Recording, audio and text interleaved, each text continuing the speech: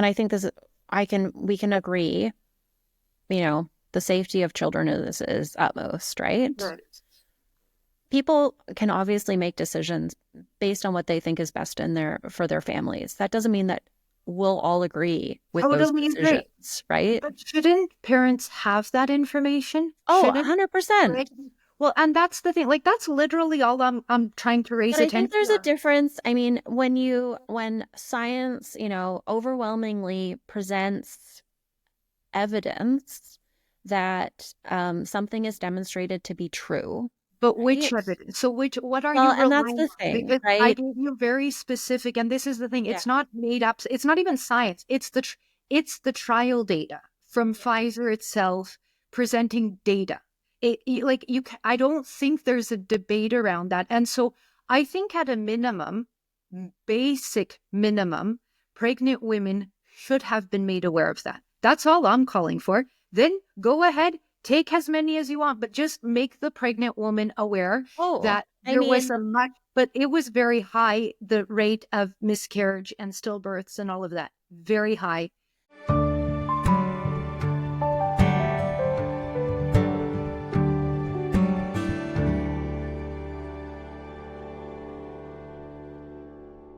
Welcome, everyone, to another episode of Dialogue Over Division. And with me today, I have Sarah Elder. And to be perfectly honest, I don't know too much about Sarah, except for I had an opportunity to meet with her this weekend in Calgary at her storefront in Inglewood, which was lovely. And my understanding is Sarah is about promoting particularly women in politics. That's kind of my understanding from seeing a few, some of the Twitter feed from you and then the responses we've had. And I'm actually really looking forward to this good discussion because I've been calling on people having these discussions. We certainly don't agree on things, but I think we're adult enough to have the conversation. So I'm really looking forward to that. So, Sarah, with that, can you just tell me a little bit more about yourself, who you sure. are, and how you got into this? Uh, yeah, I own a business called Madam Premier that isn't just a business. It's more actually like a social enterprise. In that I use fashion primarily, as a vehicle to advocate for the increased participation of all women in elected and unelected roles in Canadian politics. And it simply started because the original design, it says a woman's place is in council chambers, the legislature, the House of Commons, and the Senate. And I wanted to wear something that represented my values of advocacy for seeing exactly that, women in those spaces in elected and unelected roles.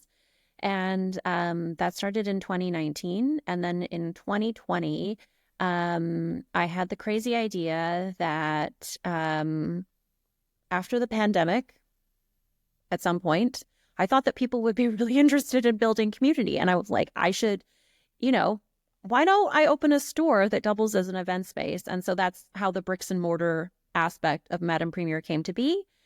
It opened in the summer of 2021. Okay. So this summer will be the 4th-year anniversary. But Madame Premier is really, it's gone beyond my wildest dreams in terms of what it is, primarily engaged women, but so many more people who are active in the conversation around, not just around advocating for the increased participation of women in Canadian politics, but around community impact and social policy, fiscal policy. It touches everything. Mm-hmm. It's obviously very interesting. So, how has it been going? And you said it's gone beyond your wildest dreams. So, what are some of like the things that you are excited about, and some Yeah. things that you're like, oh, maybe that's not what I intended, or Well, I mean, like with any business, you have ups and downs. And, I think maybe, on top of the regular downs that anyone in business would face. So in terms of like Mhm. challenging economic times, which I think any business owner can understand right now. There's also the political ups and downs in that, when I take, personally and, myself being the person behind Madam Premier, when I take positions on different issues or put forward different questions, or just even the existence of Madam Premier as a business can create, controversy and commentary, Mhm. both good and bad, that challenges me. But in the ways that it's been that but be in the beyond my wildest dreams, I can't tell you how much it means to me. When people come in and tell me that what Madam Premier and what the space to them represents, that it makes them feel, all kinds of different things, but like seen especially, and that I've created a space where I can have really thoughtful but also tough conversations, and at a time when the world is kind of pulling us in the opposite direction, where conversation is more limited, and what I actually want to lean into is having those conversations exactly like we're doing right now, Mhm. where we might not agree on everything, but I know that there's a lot of things that we do agree on, and that we both care about our community, our province, our country, and just how we go about that might just look different. Yeah, well, really interesting because I hadn't thought about that, but that's very similar to the organization I founded is Empowered Canadians, and I wanted that to be like open to all. But then, of course, people will, well, I do really try to distance myself as much as possible, but the whole point is to get people engaged. And so, like, have you had, because certainly I've seen some of your content, and I think that's through Madam Premier, but you could correct me if I'm wrong, where you have invited a lot of or had guests, maybe they've asked to be on your show or vice versa, you're asking them, but it is quite a bit more left leaning, I would say. And is have you reached out to the right and have Oh those yeah. invitations? Okay. Yeah, yeah. Um, I'm happy to have a conversation with absolutely anybody. Hmm. I've definitely, extended invitations to, you know, Danielle Smith when she was running for the leadership of the UCP, for example, multiple times.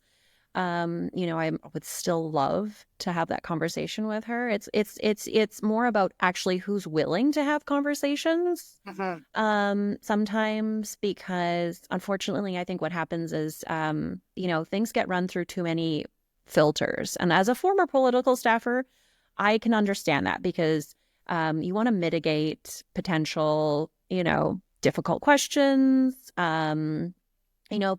being asked something that, or put in a situation that might, put you at risk in terms of political liability, maybe getting a question you don't want, or just not wanting to even talk about something, right? So, um, but yeah, I've invited, one of the best conversations I actually had.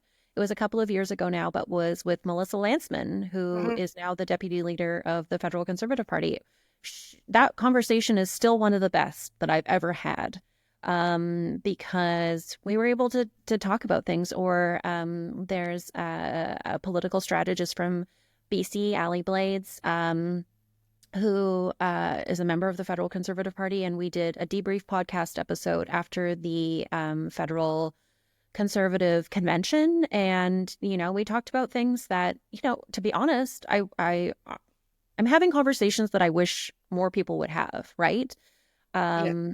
Around trans rights, even around all kinds of things that most people don't want to talk about because they consider it to be too politically risky.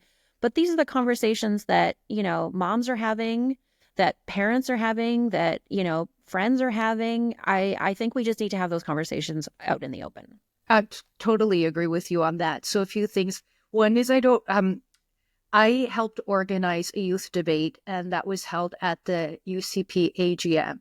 And that was to me the most uh, enjoyable discussion I had seen in a long time, because they were actually debating on some of the UCP policies, but one team had to be for and the other team had to be against. So we had heard really thought out, insightful commentary and a discussion. And I was like, I miss this so much. So Yeah. I'm with you on that. And I find it incredibly shameful that we can't in Canada have conversations. And I don't think it's about being polite. I think, I think it's, I don't even know what it is, so I'd like to get into that more. But Yeah. just before we continue, you mentioned you were a staffer, so like, Yeah. I wanted to know like what your background is. So where were you working? What was that like?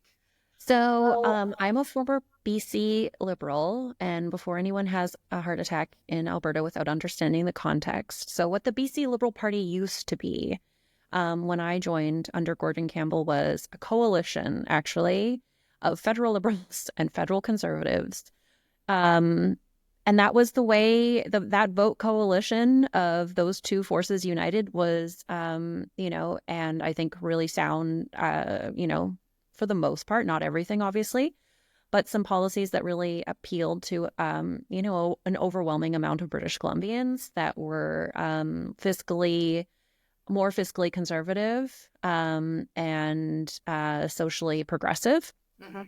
Um, and then I worked as my first job in politics was an assistant research officer. So down in the bunker of the legislature in BC, doing opposition research, which I think is like the best training ground for anyone who Mhm. wants to work in politics. For the BC Liberal Caucus. And then when I left, I was an executive assistant to then Minister of Advanced Education. And then in 2012, I made the leap from, Victoria to Fort McMurray to be with my now husband. And I've Ah, been here ever since. got it. Yeah. Well, so that's interesting because I didn't know the BC story as well because a similar thing happened more recently, right? I think like the United Party was that semi-liberal and conservative united or That could be something. like a whole Okay, let's episode. not get into the whole thing.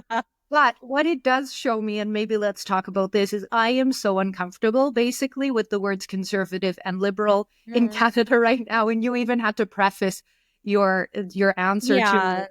And I agree with you.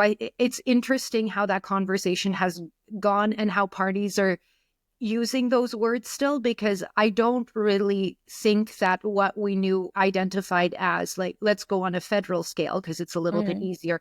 Yeah. Federal liberals who they are today are the same as they were 10 or 20 years ago. Mhm. I would say the same thing about the Conservative Party.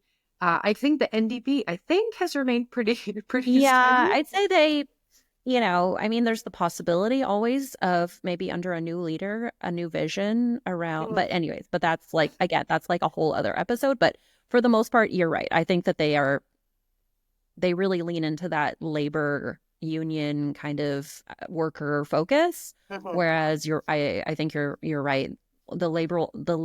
Labels of liberal and conservative, and we can see that in how that vote that what who composes their voting block now is not their traditional voter base. You're right.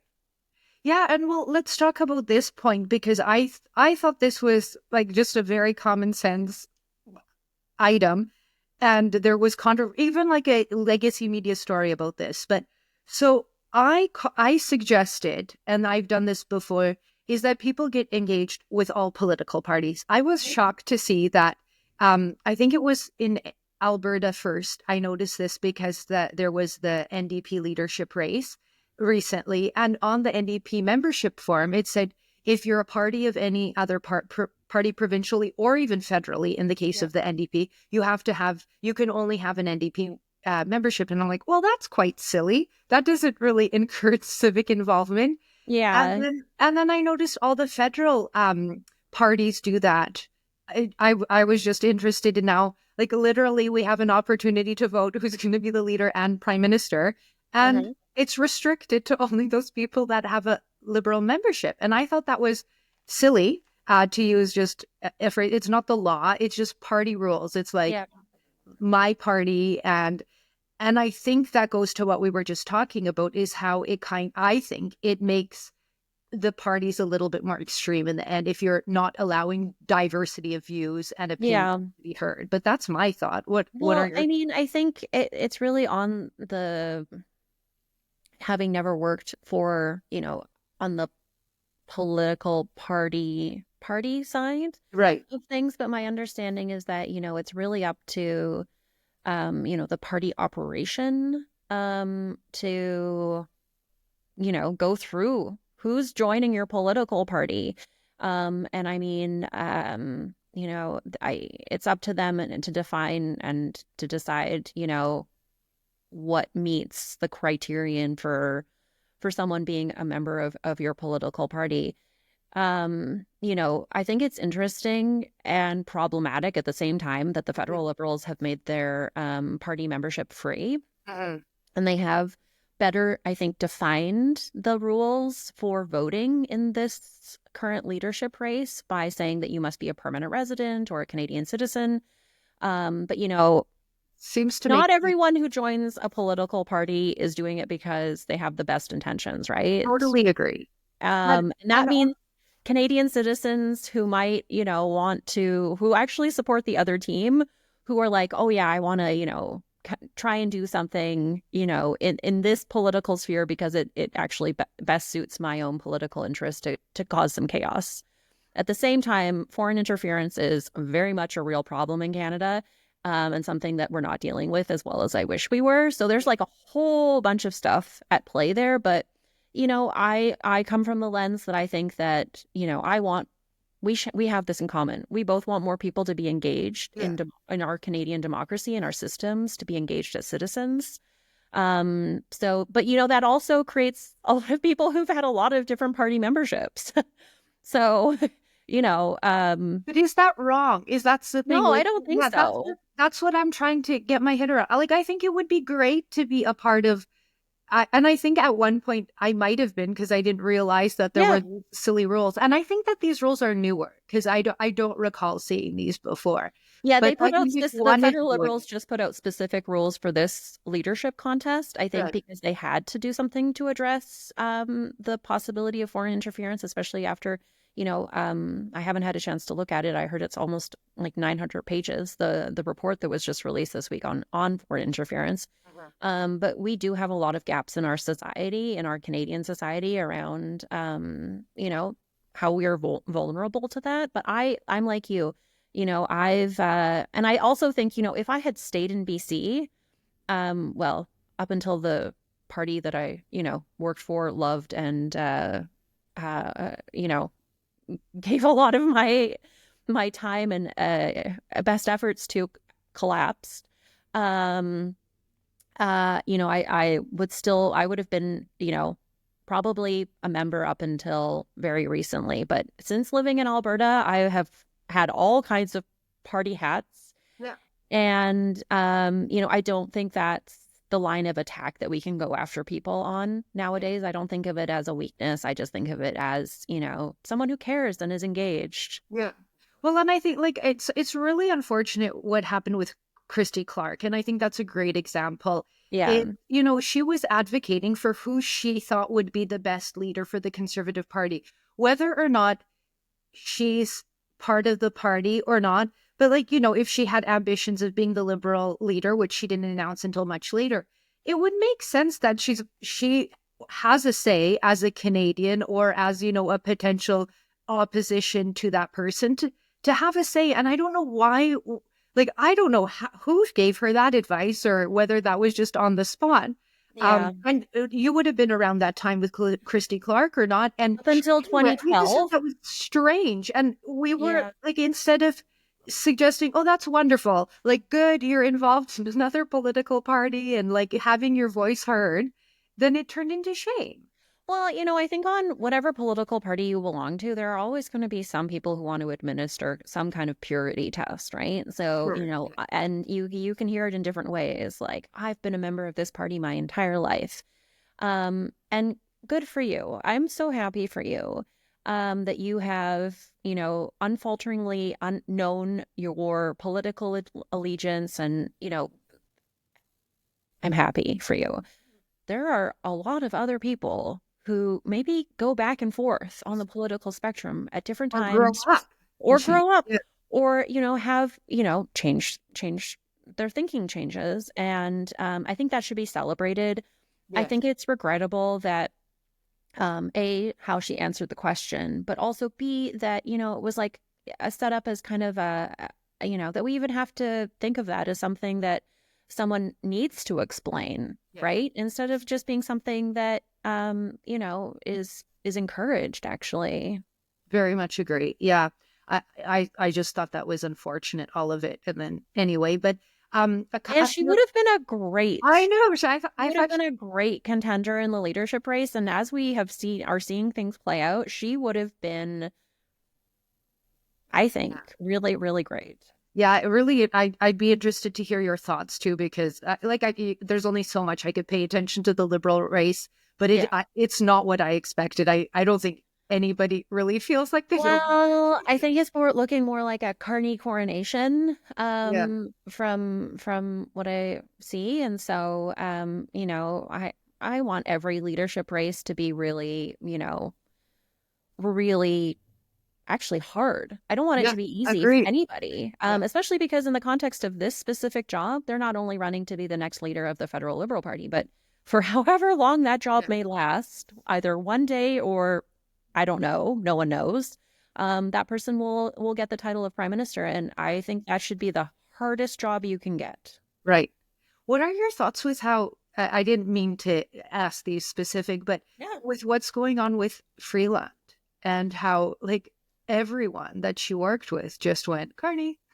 Yeah, well, I mean, I think there's always a lot of calculations that go into, how you at least publicly support someone. We don't know what's happening behind the scenes. I think, you know, not being elected myself, but being an observer, is that, in a perfect world, Justin Trudeau would have resigned to me a year plus Totally ago, agree. right? Very much agree. He, you know, um, all this stuff aside, right? You can be like, oh, he did such a great job.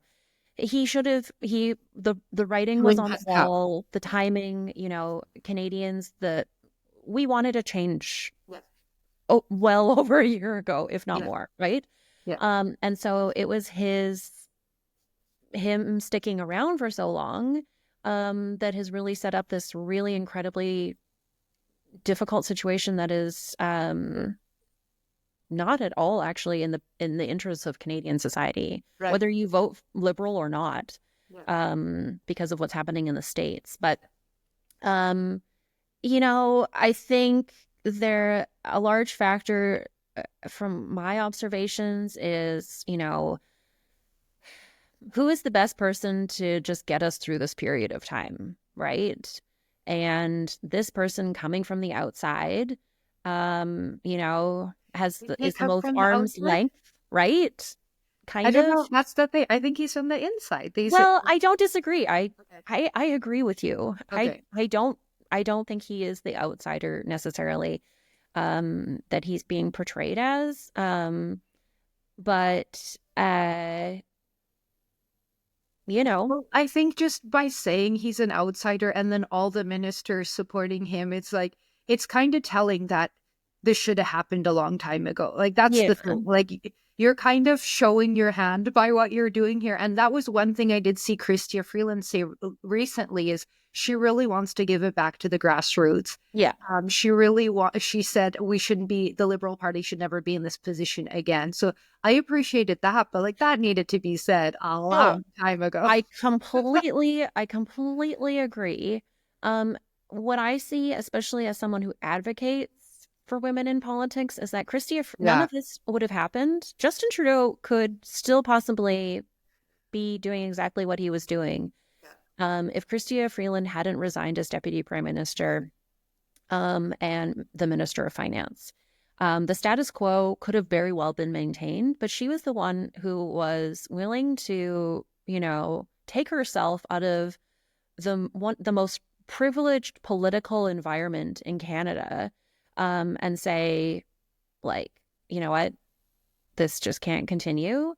Good point. And I wish that she, in my personal opinion, was getting more respect for that, because this isn't a decision that Justin Trudeau came to on his own. His hand was forced, and it was forced by Chrystia Freeland. And, despite the timing of everything that's going on, related to what's happening in the United States with the threat of tariffs. Um, I think Canadians, Christina Freeland, thank you Well, for, finally enabling, not only the Liberal membership, but for there to be some change in the federal Liberal Party and in the Canadian political environment. well, and so I would agree with you again under normal circumstances, but when you're part of the party Yeah, ruling with an iron fist and like disregard like so I think it's hard for and even liberals I yeah, think would find it hard to thank her for it. I do appreciate what you're saying, and this is again if things were under normal circumstances, and yeah. I'm with you. Like we really as Canadians need to acknowledge and really say that Justin Trudeau has really screwed this up. Well, and thanks to Jagmeet Singh too. Like he should be involved in getting the credit of really pushing this much farther than it needed to go. Well, and I mean, and we'll see what happens after the prorogation Yeah. ends. And when and if the government does fall, it's, we don't know when that will happen exactly, but it will take the support of the NDP. Yeah. And And just that's sorry, isn't that terrible for Canadians not to like have any idea who really is the leader, not have any idea when we're well, going I to mean, have an we election? do. Yeah. I mean, despite Well, all of Justin Trudeau's yeah. things. We do still have a prime minister. We still, I mean, and this is the thing, Right. right? Our democracy is so strong right now. I'm not talking about, people's political thoughts, but just that our institutions right now are still, you know, in motion. There's Okay. still, people are still, Melanie Jolie, I saw on the news last night, is in Washington right now for Yes. up until tomorrow, So like there is still, so is it happening the way we would, you know, Well, that's ideally have it reasonable. all be going on? No. Yeah. But our systems and our institutions continue to move forward. Right. And when there is that change of leadership and government, if and, even when the next election happens, Canadians can have and should have confidence that there will be a just and fair transition of power, and Yeah. that they can continue to have confidence our in our systems. And so, yeah, I didn't mean to say it that way. It just, what I meant is it's a temporary, like, and Yeah. then when, like, that's the thing after prorogation, what's happening, Hmm. especially just recently, Jagmeet Singh again said that he's going to likely, maybe, I don't know, we don't know. Let's see what happens. And I think that's all I'm saying is It's because like a mood ring. well, that, Honestly, his political yes. he's so And, bad at politics. well, there you go. And his political calculus is literally like a mood ring, and it's like, Yeah. tell me what should I We're, do today? And yes. or like an 8 ball, and it's like, support the government, Yes. right? And then And that's 24 all I hours was later, it's saying. like, you know, the future is a mystery, and he just rides with it.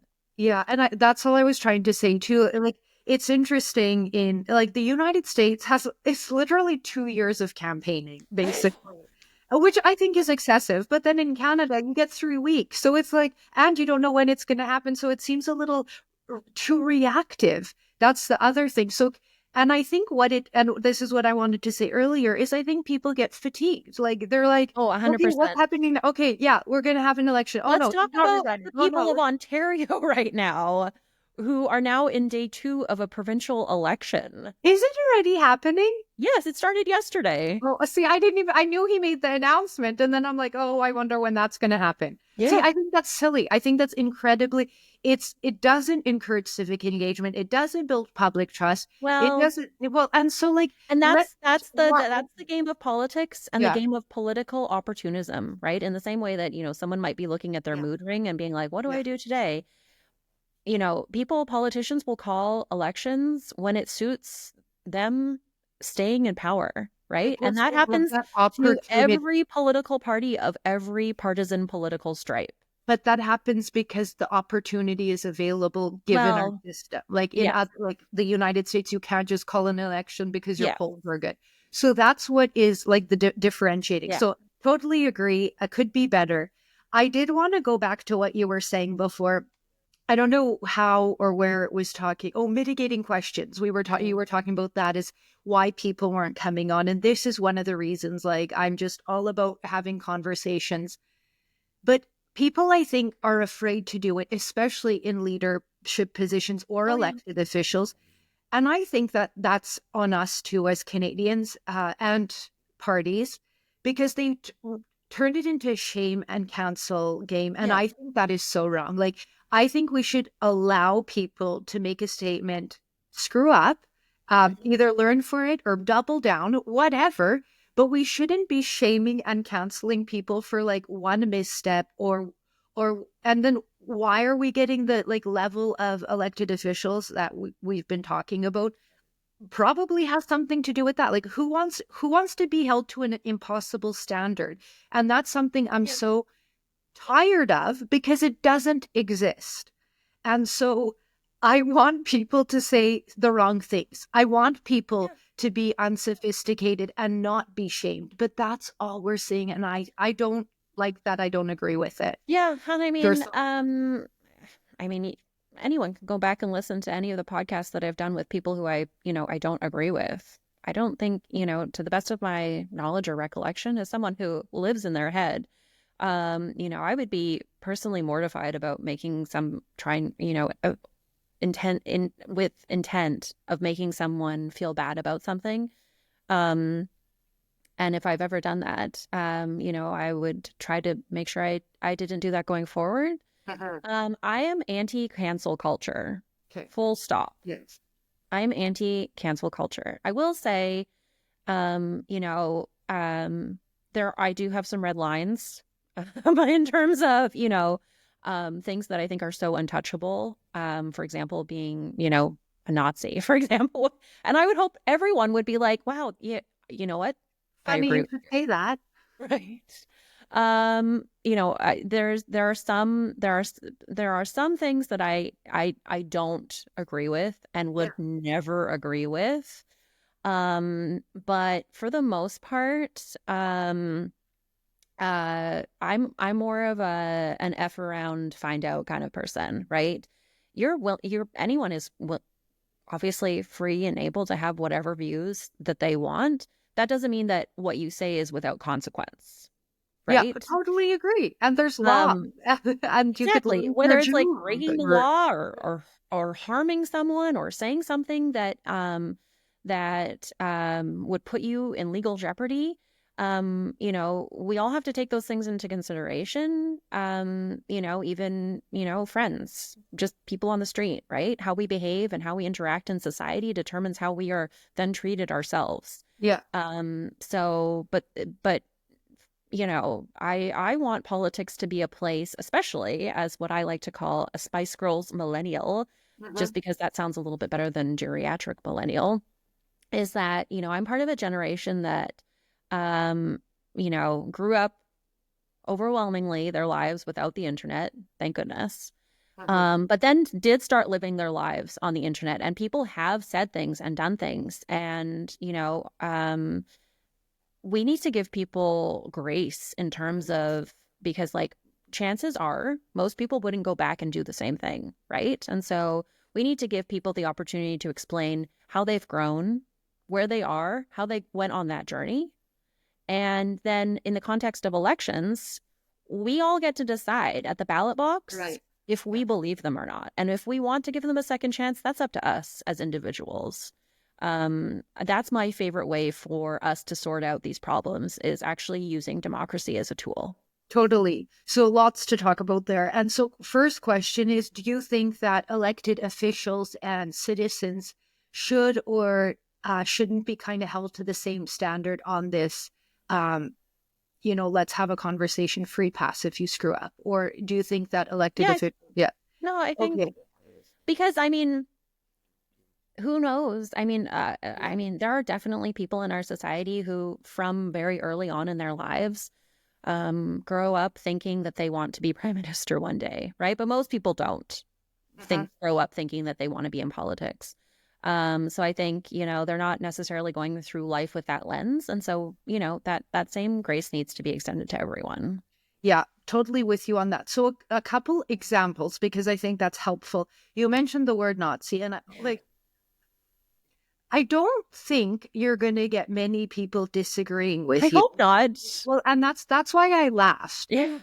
But this is where it turns weird, is that people are labeled Nazis when they're not. And then as a As result, someone who has been called a right, Nazi because of my views of being supportive of vaccinations, um, you know, that's that's weird because it seems like everyone gets called a Nazi if you're well, maybe pro we should just actually reserve that for the phrase actual for Nazis. actual Nazis Yeah. because I think, and that's where language to me really matters. In that, I think that words like that, people start to water down, right? And I don't ever want Nazism to be watered down Yeah.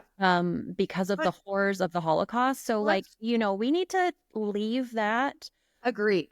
It needs to be, we need to Reserve. not use those Yeah. words unless we're talking about people who actually are, because we can't just throw that around. Agreed. And I think that it isn't an issue in Canada right now. I think. Like I don't know. Well, But like you're not a Nazi. I'm not a no, Nazi. And I no. both of us have been called. So that's the thing. Like that's all I'm trying to say is Yeah, like when yeah, we're yeah, yeah, using it. Yeah. yeah. So No, I then think that I mean, I even just even having this conversation right. is so important because I want people to stop using that word. There are words that are getting used, very lightly nowadays. Nazi, genocide, Holocaust, all of these things are getting thrown around. And people don't understand the context of those events in history, first of all. But also, like, I don't know what the cool words with the kids are these days. Like, but we can't use them lightly. Those words are attached to devastating historical events. And unfortunately, there is a rise of extremist political ideology. And we don't, using those words outside of that context mm, means I think that we're not reserving them for the right use in context. Totally. So when I asked elected officials versus citizens, I should have been a bit more clear too, because I have seen elected officials and actually on all levels of government, now that I'm thinking about it, using that term in using it to shame others, Yeah. people with Nazi symbols. So the connotation of it, when again, um, even if we're just talking about it for myself, but there were elected officials at every level of government that used that. And on that, I think that there has to be a higher level of standard for elected officials in that they are stopping the conversation with their own citizens. Mm. They're the ones shaming. And if they really are, not great or bad people or whatever, have a conversation with them. They are part of society. Like, I don't Yeah. understand how elected officials think it's acceptable to shame their own citizens and vilify their own citizens. There's laws for that. If they're really doing something bad, they go to jail. And what's crazy, I don't know if you know this, Sarah, but people in prison are allowed to vote. So they still are part of the democratic process. So let's elevate them, especially as an elected official, instead of disparaging and shaming. And Yeah. then I'm going to throw one more thing at you. Okay. Or you go the other way. And it's like, so apparently in Edmonton or around Edmonton, Yes. there were people, it said white lives matter. And I wouldn't do it, but they did. The police came. If there was anything illegal, they would have been handled, or it was handled that way. But I saw, people calling elected officials calling this needs to be called out, never happen again. Number one, you can't control. You just can't. Yeah. And then so we had the NDPs calling for that. And then I saw Mickey Amory at least make a statement. This is shameful and hate has no place. Obviously, hate has no place. Well, it's But not let's obvious because otherwise elevate those the people wouldn't have conversation. been on the street. you But know, are they looking to, that's the thing I'm trying to ask. Is yeah. it helping anyone by those elected officials making those statements? Or do you Well, go there and say, what is it you want? yeah. I'm your elected official. Why are you mad? Why are you standing here today? Isn't that their job? And I'm just so tired of everyone just yelling in their stupid echo chamber, Yeah. and everybody, like on social media, elected officials having conversations and vilifying their own citizens instead of talking to their citizens. Why are you mad? Why do you Well, have this sign up? Tell me what's going on in your yeah. life. Yeah.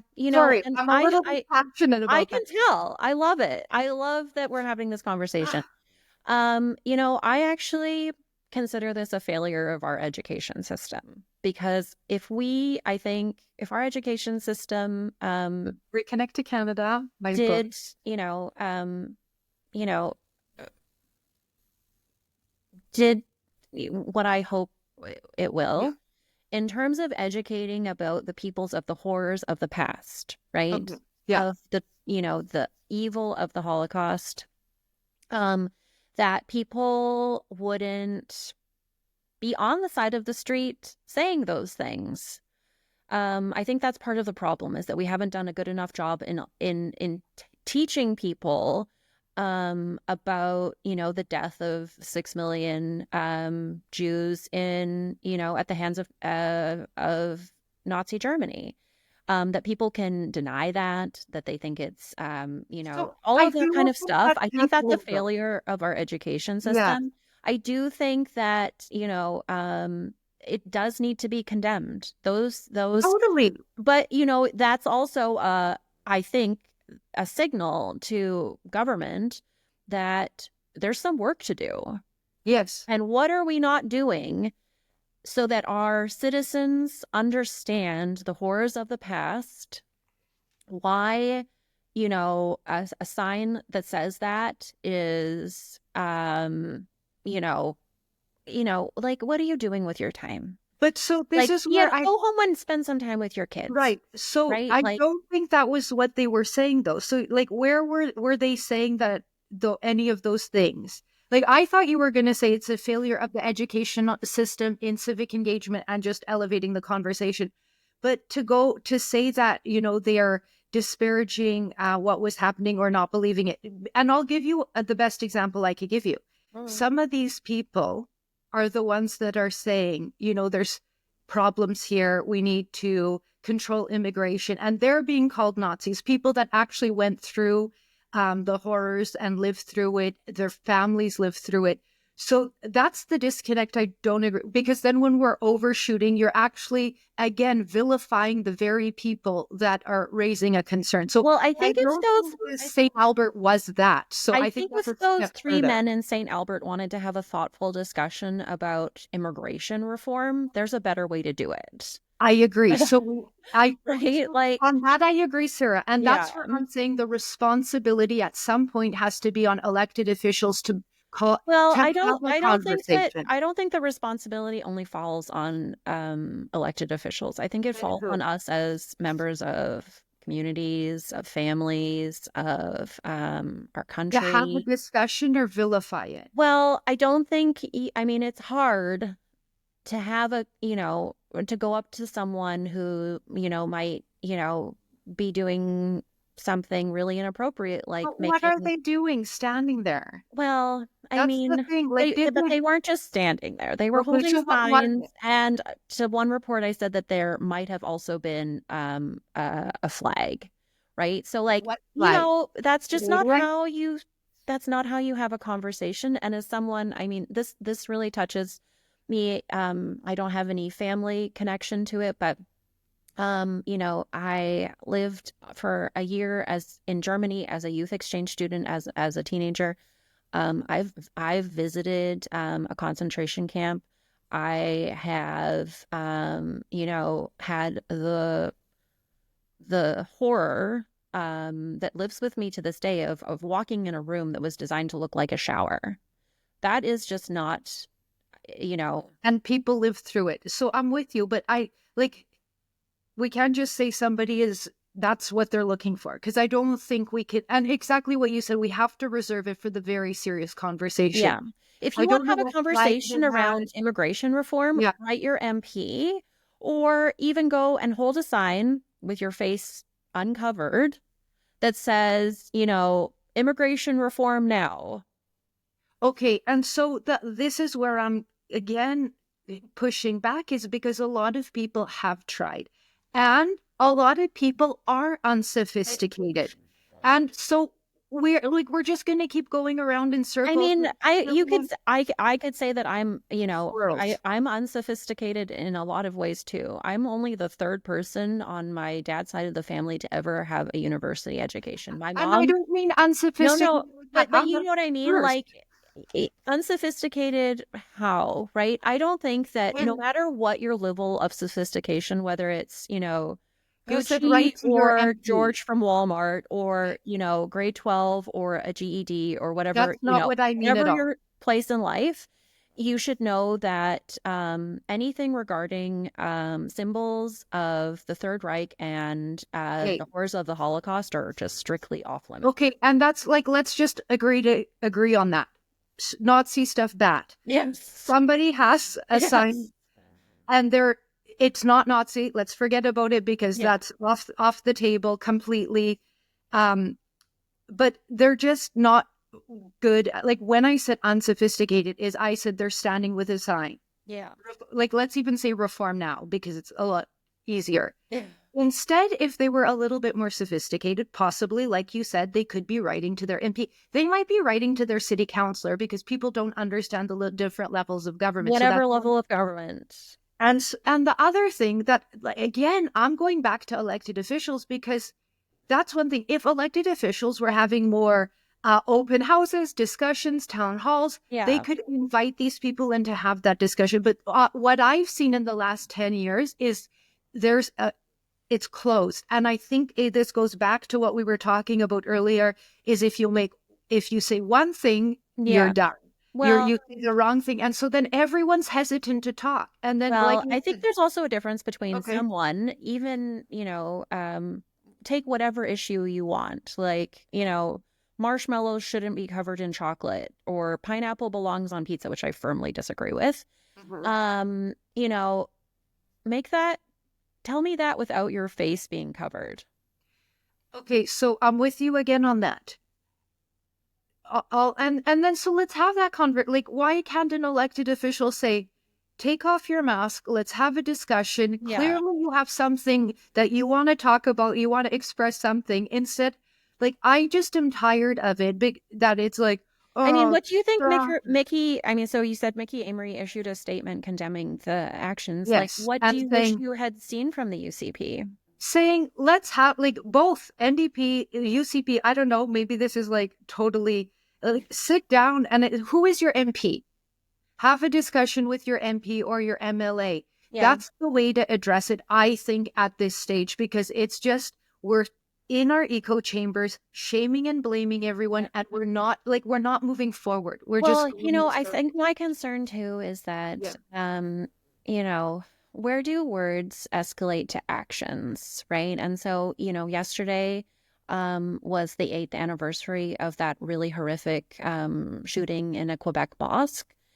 I want us to think about, there's a difference between people just expressing an opinion, right?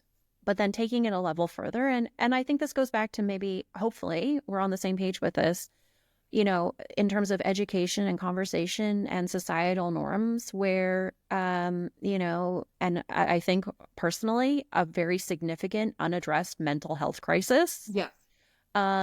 And so, and giving people an outlet to be engaged and informed and express their concerns, going on the side of the street, and with messages that and beliefs and that make people like truly cause fear and concern. I don't think that there was, Mickey Amory, I personally think he had to respond to that. You do need to say that isn't, that those messages aren't welcome in our society, but how do we actually address that issue? Okay. That's where we Exactly. fall down on, because that Exactly. piece after that, that's just where those people might go back to, their to doing it again, heaven forbid. Or there's like, what's the next step so that we can honestly, Exactly. I'm going to use a word, but like, potentially de-radicalize people from that, and say, hey, you know what? Well, you're saying something that's, really extreme. You know, how do we, how do we how do we talk to you about this? Right? And Because no matter if it's, any kind of extremist ideology, across the political spectrum, um, how do we create a society, a tolerant society that is, you don't, that is, understanding of different people's ways of lives. You don't have to live that life. You don't have to agree with that way of life. A libertarian way of living, live and let live, right? Like, let's go back to making Canada the economic generator that it should be. right. Let's do those things. So Let's not have to totally. worry about people having embracing Nazi ideology. And you know how it escalates is by these actions. And you know who said this? CSIS. At the Public Order Emergency Commission, CSIS gave advice to the federal government: do not invoke the Emergencies Act. It will cause more extremism because people are here because they feel that the government has overstepped, that they haven't been heard. You will cause more extremism. Yeah. And what do we have now as a result? So this is why I'm saying those words do matter when Well, yeah. elected officials are shaming. It's causing more of the problem.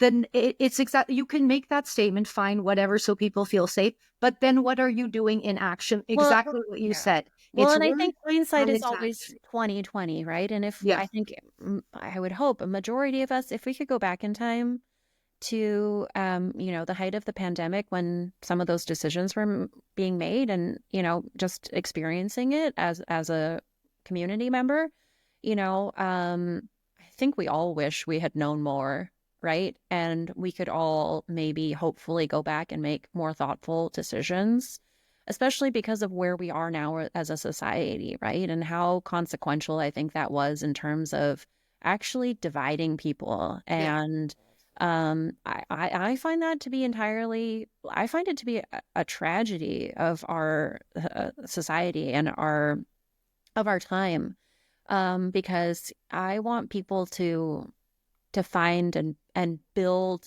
community together. And I fundamentally believe that we will always, take any person on the street there. We're going to have values in common. We all love our family.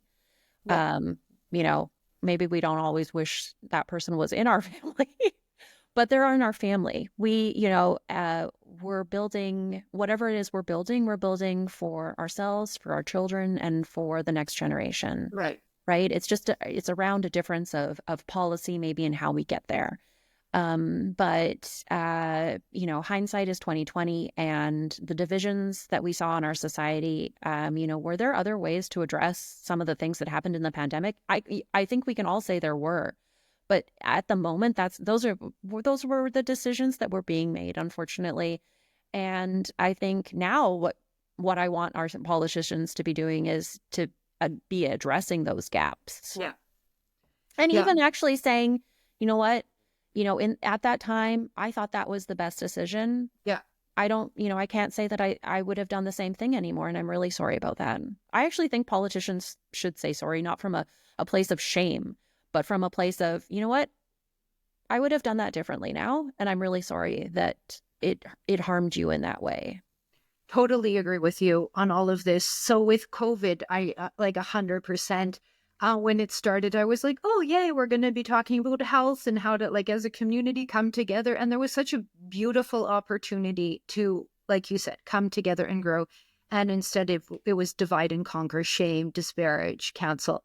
Um, Now, this is on like, both sides, to be fair, okay, right? I'm going to Yeah. talk about that. Okay. Only one side, if we're going to say this, had their civil liberties stripped, though. Well, I mean, I I, I think this is such an important conversation. I wish it Totally. was one, honestly, that politicians were having. I'm 100%. happy that you and I are having this conversation. Um, I don't, you know, it, What are the it's just sides so, to be clear? it's so tough. It's so loaded, right, of a conversation even. And and people continue to feel real harm from Yeah. that time. And I even feel, my children were at the time, we had just celebrated like 2 weeks before, even a week before, my our second child's first birthday, and we had people from where I'm doing this right now. We had people, our house was full of people. We were celebrating our child's first birthday, Mhm. and then the world abruptly changed in a way that, none of us, I think, ever wanted. And um, People made decisions, I think, for whatever reason, to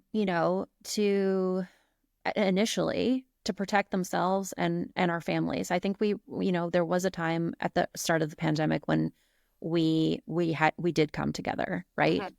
Because there was so much fear at that time. And throughout COVID, actually, no matter what side you ended up on in terms of if I can put it that way. Um, but I think that I can say that, I was it was hard for me to understand um when for people in our community to say, I just don't, I respect bodily autonomy, as long as that bodily autonomy includes the full scope of bodily autonomy, which means um if you don't want me to tell you don't want you don't get to decide what I do with my body, then no one else in any other context gets to decide what I do with mine. So as long as if someone and all if someone who was against taking the COVID vaccine now, for example, is on the position takes the position of being taking wanting to take away the rights of a woman in accessing abortion as healthcare, I would love for someone to tell me how bodily autonomy can be parsed in a way that suits someone when I have an it answer. benefits them, but not, it can't, like if we want to talk about true bodily autonomy, it's not a multiple choice. It's a buffet. Okay. And like I really would like to have a whole other conversation. But let's park abortion for a second because that's a whole big thing. But my issue mainly with, like, for example, COVID vaccines, and to me, there you can I don't think you could use the same in the two examples. I'll tell you why. Is that COVID is a medical procedure that we must have full and informed information about it. So that's my issue and problem, is that the COVID vaccine was rolled out incredibly quickly, no problem. People voluntarily took it, awesome, no problem.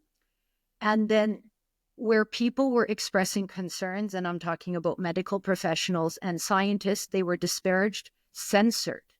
And so information wasn't coming out. What is happening when that happens? It's the same thing I talked about earlier with CSIS. It's going to push people more further away.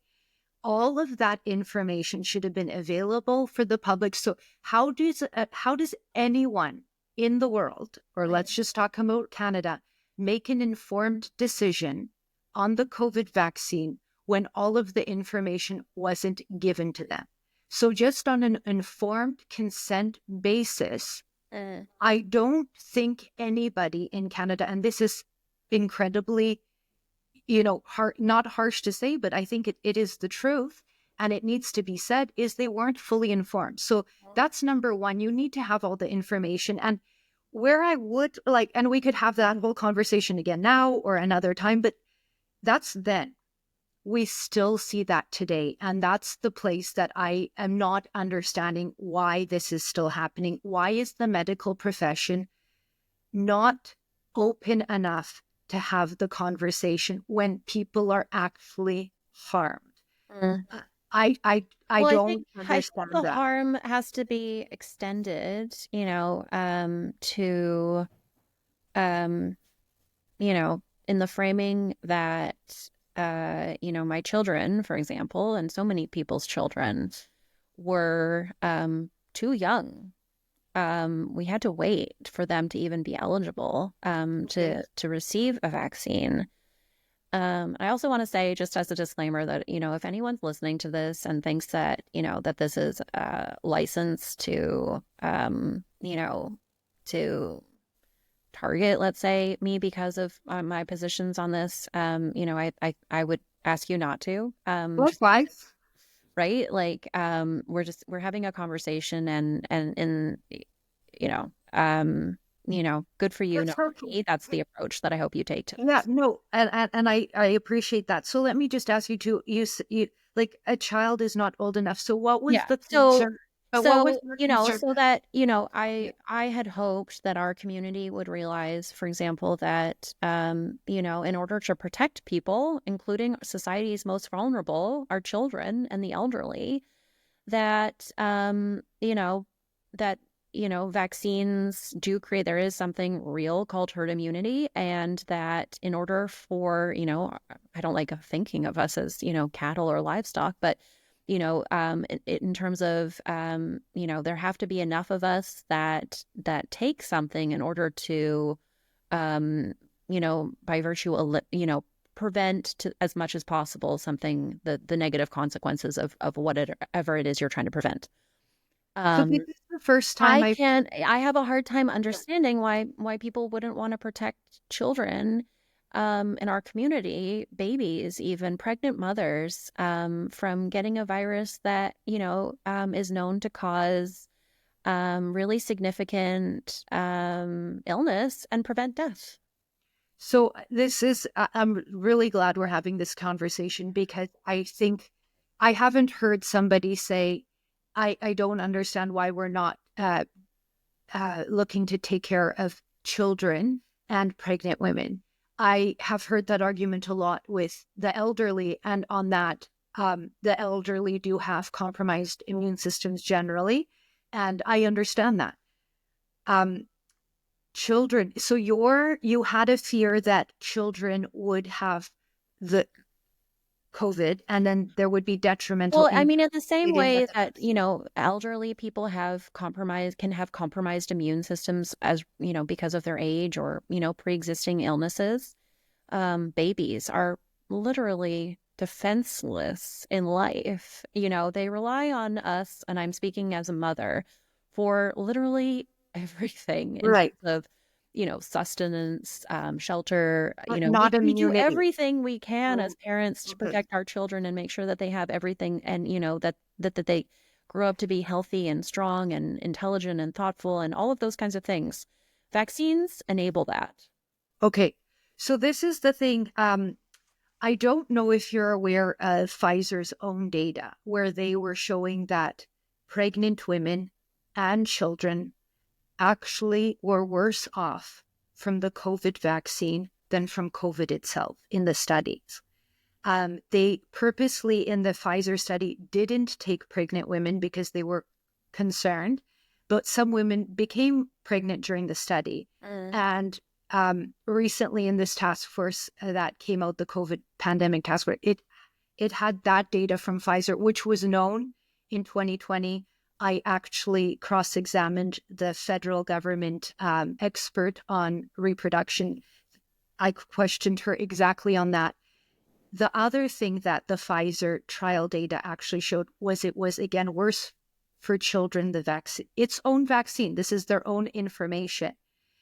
And this is where, like, obviously, I'm not a doctor, but I have questioned the immunologist again on this. And there is a difference between the immunology of a child Mm-hmm. and an elderly person. So this is the first time I've heard again, like, and so I thank you for that concern that children are would be affected. And so do you really think, like, for example, me, who I'm very vocal about, it's about safety and efficiency, efficacy. So do you think that me am looking to harm children, or do you think that I just want to make sure that it's safe and effective for children? I mean, I would hope, like anyone, that everything that we're doing is with, in the best interests of everyone in our community. Right. And again, this is where we are, very able to disagree around what that looks like, right? Okay. And I think that, science is something that's studied and analyzed. And I think that, not being a scientist myself, I'm like, math was my arch nemesis in school. I actually had to take horticulture because I of a lack of aptitude for the other sciences. Um, I highly recommend. I had an amazing public school in BC that actually had a greenhouse on its property. Okay. You know, I think that, you know, and I think this, we can agree, the safety of children is utmost, right? Right. People can obviously make decisions based on what they think is best for their families. That doesn't mean that we'll all agree with those Totally agree. decisions, right? But shouldn't parents have that information? Oh, Shouldn't 100%. right? Well, and that's the thing. Like, that's literally all I'm trying to raise But I think attention there's a on. difference. I mean, when science, overwhelmingly presents evidence that something is demonstrated to be true, But which right? evidence? So what are Well, you and that's relying the on? thing, Because I right? gave you very specific, and this is the thing. Yeah. It's not made up. It's not even science. It's the trial data from Yeah. Pfizer itself presenting data. Like I don't think there's a debate around that. And so I think at a minimum, basic minimum, pregnant women should have been made aware of that. That's all I'm calling for. Then go ahead, take as many as you want, but just make the pregnant woman aware Oh, that I there was mean, a much, but it was very high, the rate of miscarriage and stillbirths and all of that. Very high, if you want to I read it in think the report. that, And if same you've with ever children. gone to have a vaccine, they always, I actually find it very frustrating because they're like, these are all of the side effects that you can experience. It's kind of like getting on an airplane and, they always tell you where the emergency exits are and how to put on your seatbelt. And you're like, thank you. I've done this a million times. I know how to do this and So I know what where the was it exits they are and I'm said? going to leave all of my valuables on the plane. And what was it they It's just said? that when a majority of people are going to tell you that this is the way a seatbelt works, and then there's, a smaller number of people who are like, you know what, I'm going to opt out of this, and I don't think actually that seatbelts save lives, Okay. right? Okay, you But don't do it. Don't do so it, but also you get to make that decision for yourself, not for the rest of us. right. And so I think the thing that we're conflating here is a one vaccine compared to another vaccine. So Yeah. the COVID vaccines were new, and I don't think we can compare, especially and completely novel technology, mRNA, with polio, which has been around for however long it's been Yeah. around. So that's the thing when I you in have the to wear interest, seatbelts, I get it, but you can't compare. This is seatbelts versus like some new technology that like uses air pressure to well, keep at you some in, point, people for were like, example. wow, I love dying in car accidents because Right. I don't have a seatbelt. And then a very genius individual was like, wow, I wonder if we could like strap ourselves in and maybe, when there's an impact, it would prevent us from, potential death. And still to this day, there's probably people in the world who are like, yeah, you know what, seatbelts, they're not for me. And it's like, again, good for you, not for me. But the vaccine has been proven to be safe and effective. And if you want to call it the establishment medical community, I firmly believe that, that presenting the adverse risks and side effects of something, that's always part of a disclosure when you're presented with the option of taking something. And especially, as a mother, having, gone through that, you People who desperately want to be pregnant, you would do anything to protect what's growing inside of you. You aren't going to be willy-nilly with, something that would potentially risk what you have maybe waited your entire life for. But as much as I think that, there does need to be a discussion, and I hope that we can have like conversations like the ones that you and I are having, but that the government can one day actually reflect on all of this in a very transparent and Yeah. nonpartisan way. But I also want us to be able to um, continue to have our own beliefs on the vaccine and on COVID and all of these different things. Um, and also stop litigating the pandemic and our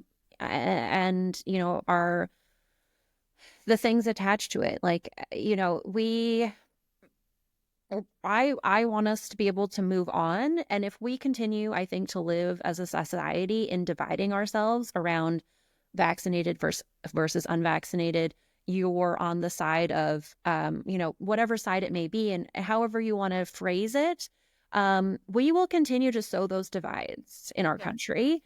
And I think we need to move forward. Right. And so that's totally fair. And I agree. And what I'm hearing from this conversation, because it haven't been able to have a conversation like this, is it sounds like you you were hoping, and the actions you took, the measures you took, were for the safety of your family. Yeah. And I can speak In the from same the way that other other people side made was different decisions that right. they were making in the best interest of their own Exactly. families. And on both sides, people have been harmed to Yes. some extent. Yeah. And that's where I think that we need to have a real and serious conversation, because I'll just challenge you on two things that you said. You did say the vaccine is safe and effective. I think that in time, it's going to be more and more clear that it wasn't. I'm really sorry to say it. It doesn't make me happy.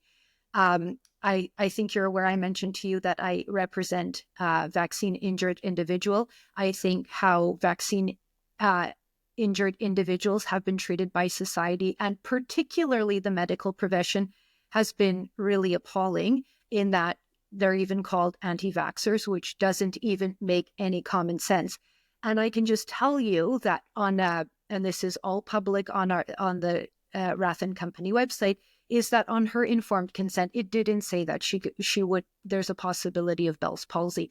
So that's where I think we're going to learn a lot more about informed consent. I think that we're going to learn more about these vaccines. I think we're going to learn more about, I hope at least, but in all of this, what I really hope is that it's done in an open and transparent way. Yeah. And this is what I've come to after this whole COVID debacle, is that anything related to public health shouldn't be done behind closed doors.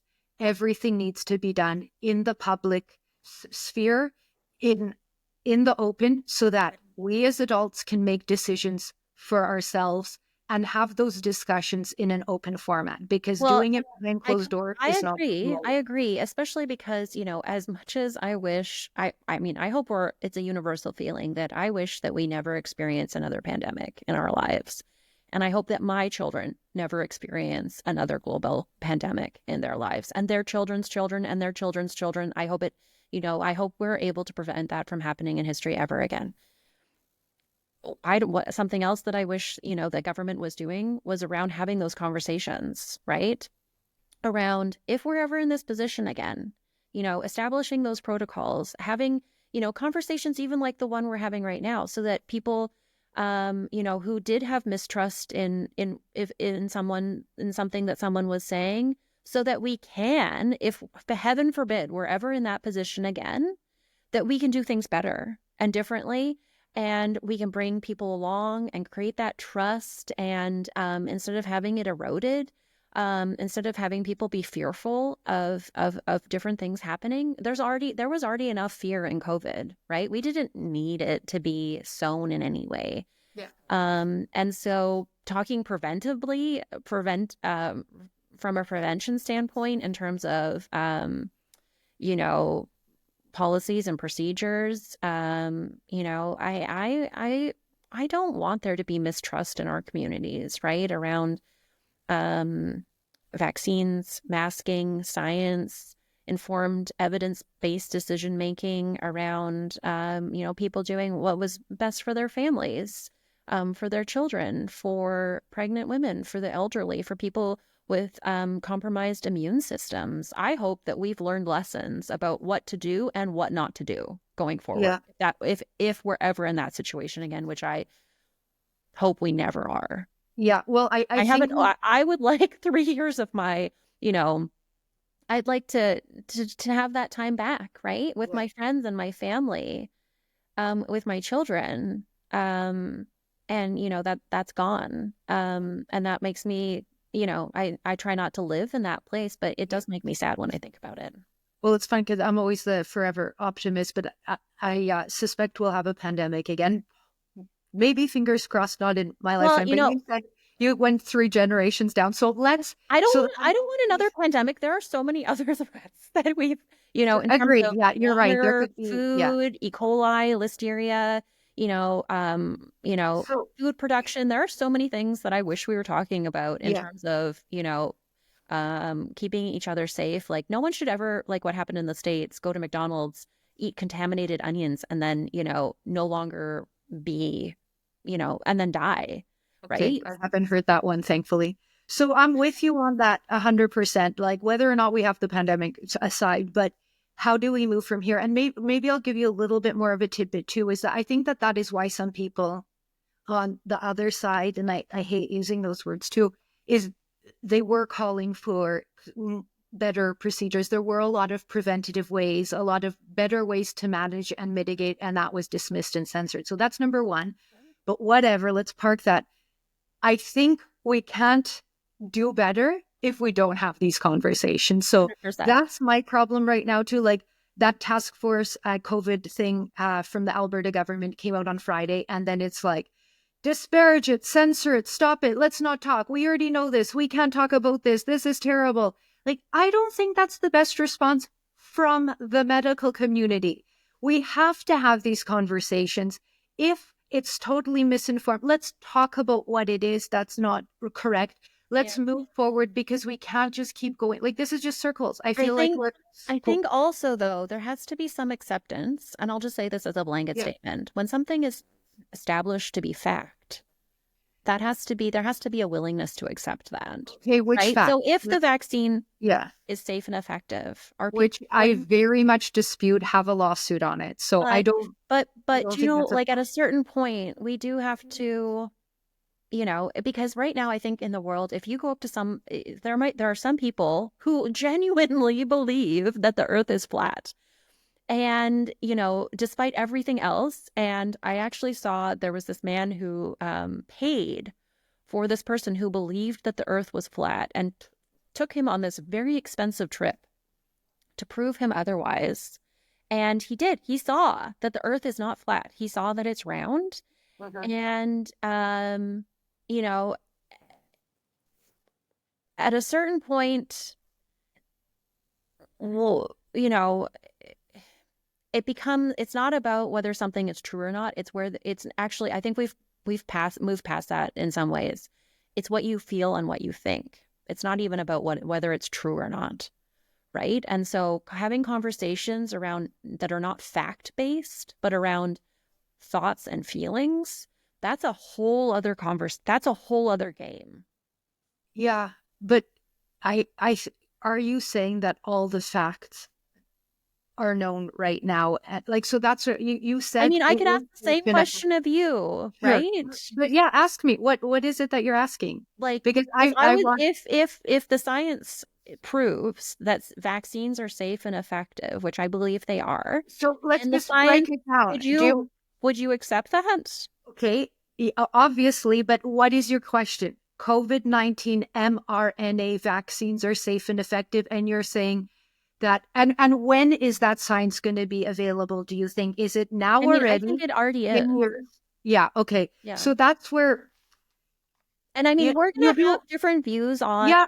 the, But and I'm happy to have different views yeah. because, but I want to understand why you think that right now it's okay because, at least at a minimum, I don't know if you know this, but the vaccine was approved in Canada on the basis that it would cause more good than harm. So it wasn't approved based on it being safe and effective. Well, So I think that's that actually is, I mean, and that's like, how do you, what do you describe as, that but, exactly. It was very subjective, the test. And that's how out Canada approved it. So that's just, this is a fact. well, I'm I telling think talking about the here and the now, you. Yeah, right now, if you don't want to receive an mRNA totally vaccine, agree. you do not have to. Right. And so, but If all you of, yeah, do, yeah. fill your boots. Don't be like those people who were like, taking a whole bunch of them because like a whole bunch of anything, if you go and eat, 100 pineapples, like you're also going to run into some And trouble, Sarah, that right? makes total So, sense to me, but yeah, nobody's saying that the either. fruitarians, need to have some protein too. But I, we don't live in a place right now where like you have the choice and you do have the bodily autonomy to be able to decide. I think that's what's really important is, fast forwarding to today. And I want people to have trust in our healthcare system, in our Agreed. doctors, in our medical experts, in our systems and institutions, so that when they go to their doctor's office and their doctor says, this is based on the best science available, that this is, what is best for you or your family or your child. And and I don't think that there's, it's, I would imagine it's against like the Hippocratic oath to be like to do something that is right. That's actually what we don't want in the medical profession. I continue to believe that that the science of mRNA vaccines is safe and effective. Am I a scientist? No, I'm not. But I have trust in those people making those decisions, and that overwhelmingly the science says that that they are safe and effective. Okay. And so I'm all about choice, obviously, too. I just want people to have an informed choice Yeah, yeah. Choice on is the very path. important. But Right. again, going back to how So one of yes, my yeah, original, it's just yeah, that choice has to be applied across the board. sure. And I don't disagree. What I just will say one more time, and then obviously we'll have to wrap it up at some point, is I think at a minimum, Canadians should have been made aware that when the COVID vaccine was approved, it was approved not on safety and efficacy. It was approved based on a new subjective scale that was it's gonna be more beneficial than harmful. So that's number one. Number two, and this is all in the lawsuits, is the companies themselves said, Pfizer in the contract, Moderna in the contract, AstraZeneca in the contract said that we don't know if it's safe and effective. They actually say it in the contract. Third is all of them said, we have no idea about interchangeability. I want people to make a choice based on that information, that the way it was approved was a new test. I think that Canadians ought to have that information and then make any decision you want to make. I don't care. Yeah. Number two is that the manufacturers themselves made those representations. Just tell people that. That's all I'm really asking, Sarah. Yeah.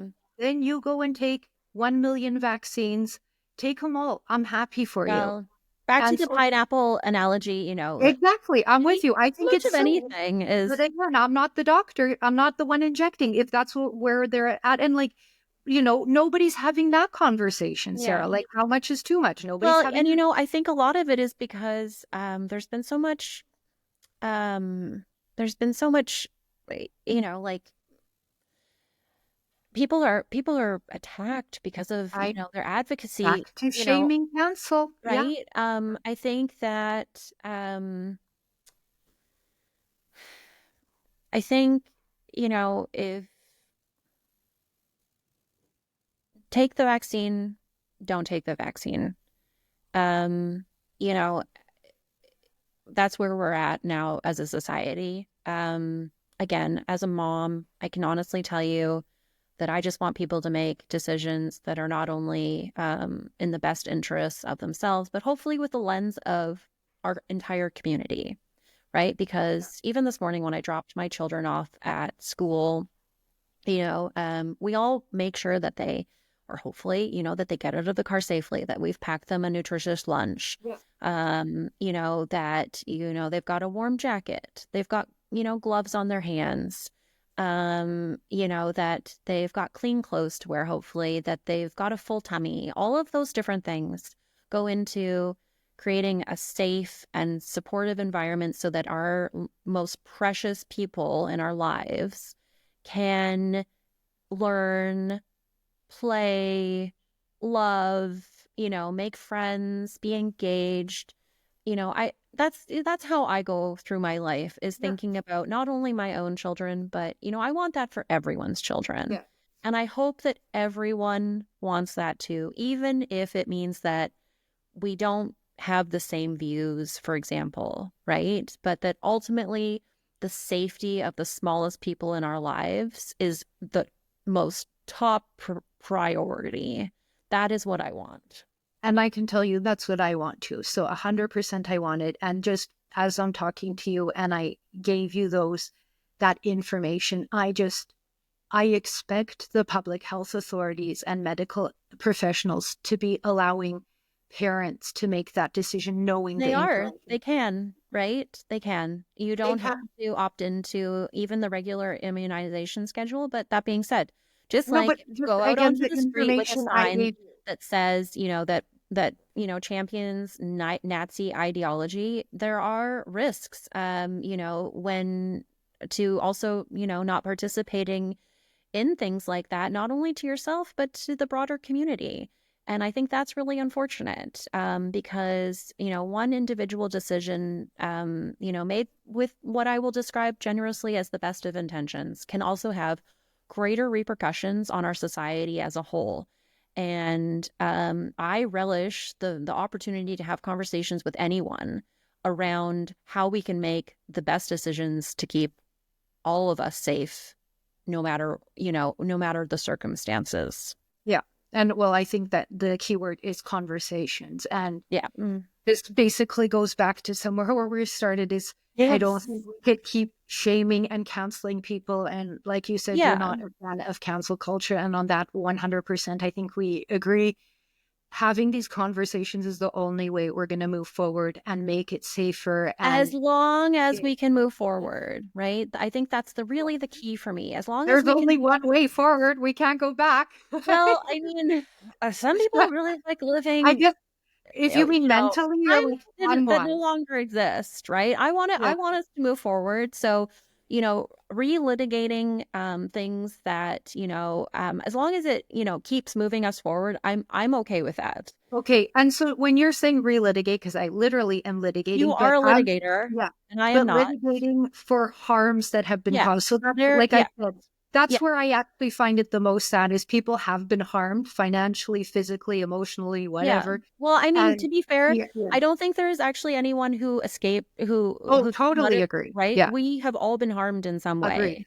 Yeah. Like the harms will look different, but whether it's just a matter of I I baked exactly 0 loaves of perfect sourdough, right? I did not learn a new language. That time was really, really overwhelming, because I had a 1-year old and a 2-year old, and the Mhm. world, was falling apart. Um, am I happy that some people lived their best lives during COVID? Some people loved COVID because they got to work from home and do all kinds of things and, become multilingual. That's not the experience that I had, and I know that's not the experience that so many moms that I know had. And I want us to be able to move forward. We can have conversations, but relitigating like what, at some point we have to say, this is the science, right? And let's move forward. Let's talk about preventing the next pandemic, not just reliving the last one. Yeah. Well, I think lots will continue to become known about these things, and we'll see where. But yeah, obviously, when you use the word litigate, I Yes, understand of what you're course, that saying. is you. You're a lawyer. I Yeah. actually, at the store, I make a conversation that says, I'm billing you for this conversation. Oh gosh, I'm billing you for this Well, conversation. I hope not, because we didn't agree at it up No, front. I'm just kidding. No, no, I'm just Yeah, I kidding. But know. yeah, no, that was really great. I very much enjoyed it. Obviously, we didn't agree on all things, but I think at a minimum, let's just acknowledge that we want a culture where people can have express themselves. We can elevate the conversation, and of course, more than anything, make sure it's safe and more fruitful for the children of this country. I Yeah, think that's 100%. And I obvious. mean, and I'll even share that, that for a long time I never thought about that I considered running for political completely off the table for me personally, but it's something that I've recently opened up myself to, and you know, um I in the same way that I'm having this conversation with you today, if I ever was in elected office and had the honor of like representing whoever it was, that I would still continue to have conversations where they wouldn't necessarily be easy, but I think that they're in the public interest. And even you and I just having this conversation today, maybe people watching this haven't seen a conversation between people who have the views that you and I have, Mhm. but that you and I can have this exchange respectfully, and I think that's really important, and we need more of that. 100% agree on that. And maybe that's a call for elected officials to have a I conversation. wish they would. We could moderate it even. How about I've I, just volunteered like you. you and I get along really well. Like We just met this weekend. I know we've only met once, but like, Yeah. like we could very easily go and have a drink later tonight, and Yeah. I would be happy to do that. And I Right? think it Like, would be heated and fun. yeah, and so, I again, I want us to be able to hold space for hard, challenging, uncomfortable, different things. And I think that's ultimately this dialogue is what makes our democracy what it is. Because in too many places around the world, even just two people having a conversation that have these, that have different views isn't something that's even possible because of the very real threat of political persecution and the suppression of differing viewpoints. We can have this conversation here, Yeah. right? It can go on the internet and no one is going to censor us. Well, I was just going to say we could only get, attacked online, but Well, and that's I'm not. sure we will. I'm sure we will. Uh, And that's part and parcel of yeah, the internet, I agree. unfortunately. But I mean, if you and I can go out and have a drink, and I would love to see you socially, like that's, um, invite me to events. Like I want, I'm happy Okay, to I will. be around with February people who I 13th. who I have differing views. Um, Again, I think that's what makes the systems and institutions and Canada stronger. Agreed, 100%. So I'm super glad we had this conversation. I hope it's just the start. We can have a drink. We Yep, could do another podcast and definitely. Maybe two yeah, drinks. yeah, that'll be fun. Yeah. I think after a few drinks, it'll just get more lively, but I Oh, think a it's hundred pretty quite percent. lively. 100%. And to the benefit of anyone who would happen to be around us. Yeah, Yes, yeah, we get the whole place in. exactly. Yeah. Yeah. All right. Well, thanks so much, Sarah. That was really great. Like I said, I really hope this starts conversation not just amongst us, but Yes. other people. And a disclaimer again, if you're going to engage on the conversation on social media that, the discussion that you and I just had, that you try to do things, you come at it from a place of Yeah. respect. I agree. Yeah. No, that's let's elevate the conversation. 100%. I'm all about that. Okay. Well, thanks again. And we'll see you soon, I hope. Yeah, I hope so.